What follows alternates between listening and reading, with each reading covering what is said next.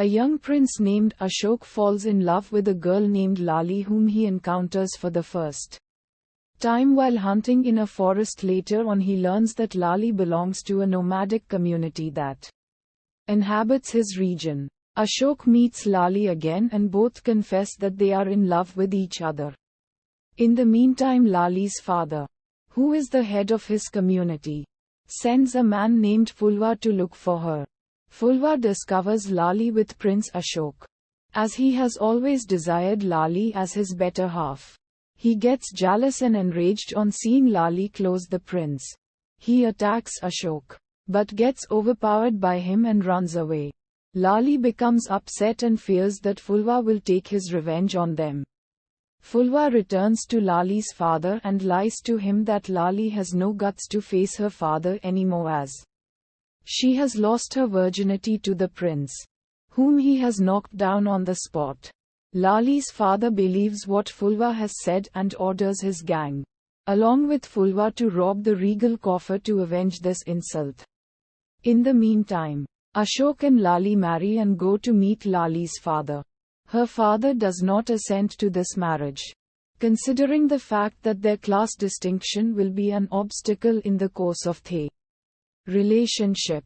Besides, he is the one who has ordered the robbing of the coffer. He tells them that he has no objection to this marriage if the queens of the palace can accept Lali as their daughter-in-law.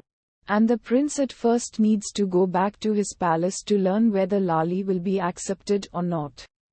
After Ashok leaves, Lali's father instructs his tribe to pack up and resume their march, leaving Lali behind. Ashok resolves to leave his palace forever and spend the rest of his life with Lali and her community. When he learns that she will not be accepted by the queens, he goes back to Lali, who was waiting for him to return. And soon they join the march. During the trip, Fulwa replaces Ashok's water bottle with a bottle of poisoned water. Ashok gets thirsty, and Lali, unaware of the fact, gives him that bottle of poisoned water. Ashok falls sick and Lali cannot understand how it happened. The queens, along with cavalry, spot Kumar and Lali. They accuse Lali of having given him the poison. They take Kumar back with them, leaving her behind. Kumar is saved ultimately when he regains his consciousness. The queens misinterpret to him that Lali has given him the poison because all she wanted to have is his wealth, but not his love. Udharan Chinna. Ashok reluctantly marries Mangala, the beautiful princess of Thakur Amar Singh. Mangala discovers that Ashok is already married to Lali. She feels as if she has been cheated and informs her father of this. Her father comes to retrieve her, but Ashok shoots an arrow in his back to counteract him. Hence Mangala is compelled to stay with Ashok. Udharan. Lali gives birth to a boy whose father is Ashok.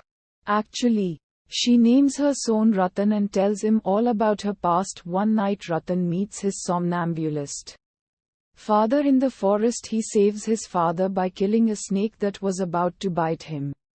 The king's men are there at once and they take Ratan to Queen Mangala. Mangala confesses her earnest gratitude towards him for saving her husband's life. She employs Ratan on his request. Ratan befriends Mangala's son. Eventually Mangala gets too fond of Ratan, and Ashok finds it irritating. Ratan meets with an accident while carrying the coffer upstairs. He falls down and has a severe injury to his head. Before his death, Ratan discloses that he is Ashok and Lali's son and his mother never gave the poison. Ashok is heartbroken again. He goes to Lali with the corpse of Ratan and they lament together on the death of their son. After the corpse of their son is cremated, Ashok returns to his palace with Lali on his side. At the door he meets an enraged Mangala with a sword in her hand. She argues that Ashok will have to leave Lali behind if he wants to stay in his palace, because Lali does not belong to the standard to stay there.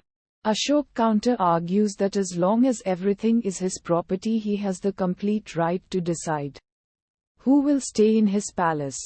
Lali cannot stand this disquietude anymore.